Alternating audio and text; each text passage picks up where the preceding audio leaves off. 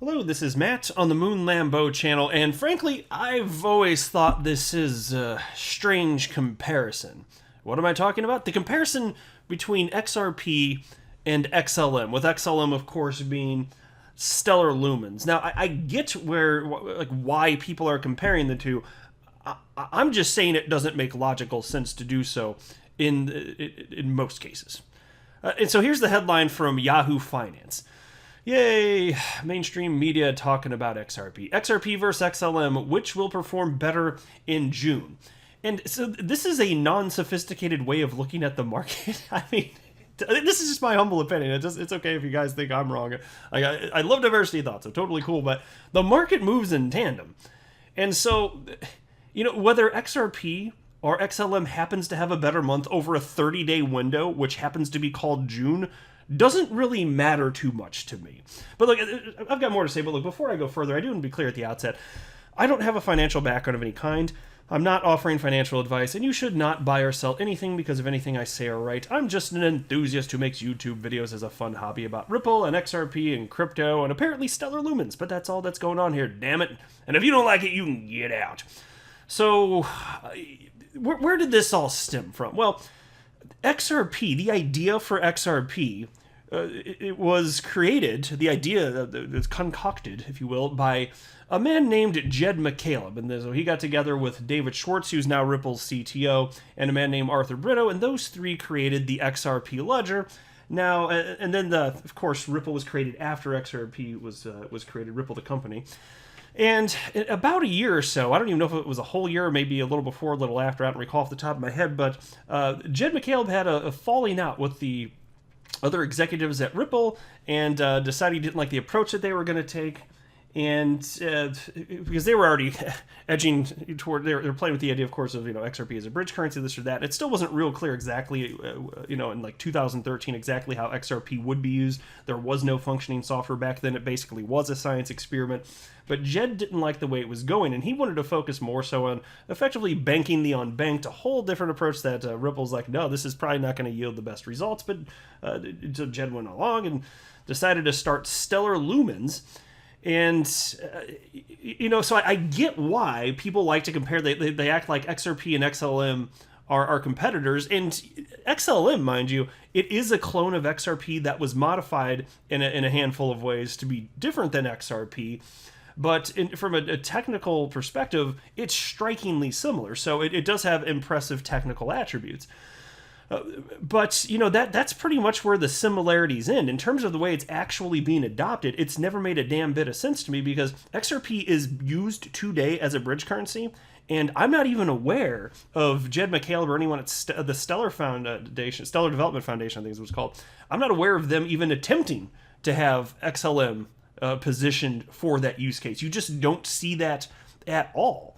I mean, there are some similarities. Like if you go to Stellar's page right here, like they do cite some interesting stuff in terms of why they have a minimum account balance. With XRP, you may know the minimum account balance is 20. With XLM, it's actually only 1. And they cite the same reason here. It's basically to prevent the spamming of the network. It gets really costly because if you really want to slow down the Stellar blockchain, the Stellar Lumens blockchain, you're going to have to really create a ton of accounts. And so even if you're talking about just one lumen, like one lumen, fine, it's cheap.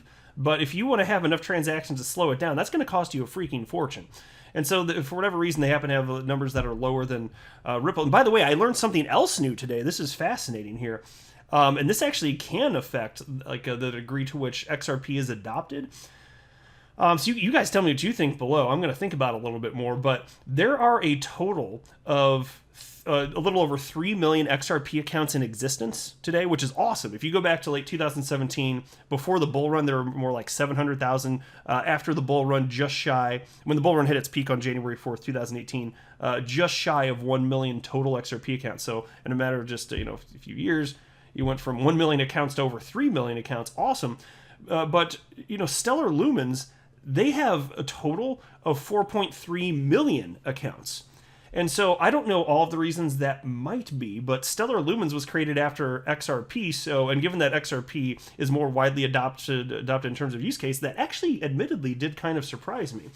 So I got to thinking, maybe that does have something to do with the fact that it only costs 1 lumen. So like more people are likely to create accounts if they only have 1 lumen stuck rather than having 20 XRP stuck. Although David Schwartz is pushing to have that number reduced to 10 XRP since prices are higher.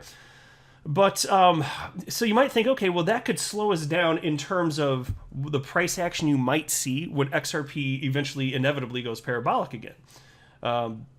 In terms of price action just exploding upward. And I think that's a fair point, but I'm not convinced that it's going to be a major problem, because I actually really do believe that the vast majority of people that buy and sell XRP, they're actually not creating their own cold storage wallet. They're not creating their own account.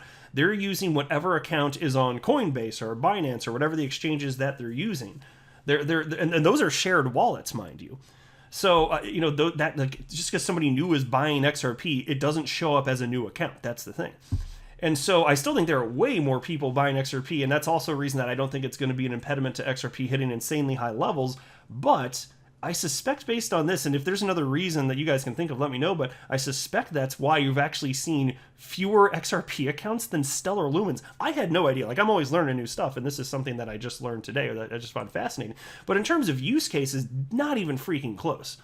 In fact, shout out to XRP Crow at Status, STEDAS, all up on the Twitters, who makes awesome infographics. And there was this one from with a quote from Brad Garlinghouse, Ripple CEO, that I love, and it just illustrates the direction that Ripple's going. Not even close to what Stellar, the Stellar Development Foundation is positioning Stellar to be used for, the Stellar lumens.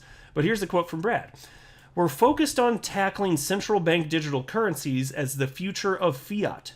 Key to this will be our ongoing work with central banks and developing protocols that support the direct exchange of central bank digital currencies on the XRP ledger, using XRP as a bridge currency." And so you can see the primary function of XRP, as far as Ripple is concerned, at least the way that they're pushing for it to be adopted, is as a bridge for pretty much anything that you can imagine. And central bank digital currencies is a big piece of this, most certainly.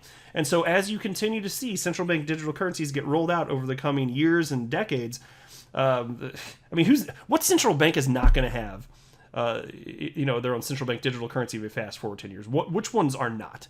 I think most are going to. And so they don't interoperate with one another. You're going to need a cryptocurrency to bridge them. XRP is the only one that's being positioned for that. And with its technical attributes, it's perfectly queued up to be used for that. And it's already being used today to convert from one fiat currency to another. So it's just a natural progression here. But again, that's why when I see these comparisons about XRP and XLM, I'm just like, can we just stop with that stuff? It's kind of silly. They really don't. I mean, I'll admit, like, in terms of charts, like, there is one thing in particular they do have in common. And I don't know why for sure, but XRP and XLM, there's data, and I've highlighted in the past, there is data to prove that those two cryptocurrencies out of the top 10 cryptos, although I think XLM's actually bumped out of the top 10 as I record this, but for much of the last few years, it has been in the top 10 with XRP. So for most of the time, like, those two cryptocurrencies trade sideways longer than other top 10 cryptocurrencies and other large cap coins. And that is interesting, given that, architecturally, like, they share the same backbone, the code that's the backbone of those platforms. And those two specifically are the least correlated to Bitcoin in terms of price action. I always found that fascinating. I don't know why, but you just see those cryptocurrencies, and they are still tethered to Bitcoin, don't get me wrong, but they trade sideways longer before they get their breakout. So I don't even have a theory on that one. If anybody has a thought on that, I would be interested to hear why. These comparisons just need to stop. Like XRP and XLM, they're really not competing. I just don't think it matters.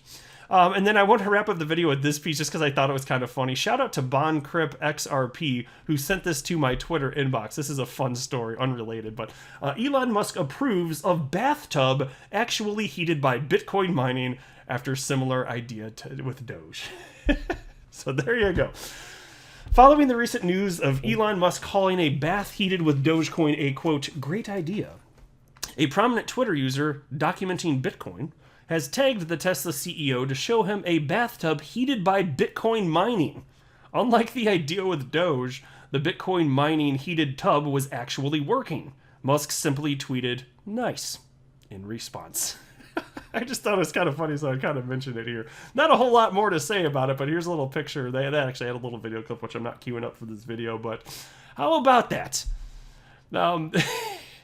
Tell you what, bathtub or a hot tub heated by mining, that's something. So maybe David Schwartz and Jed McHale and Arthur Brito got it wrong, and they should have implemented mining within the XRP ledger so that it could heat a hot tub and be very inefficient in terms of energy usage. It's just waste. Whatever, I got a kick out of it.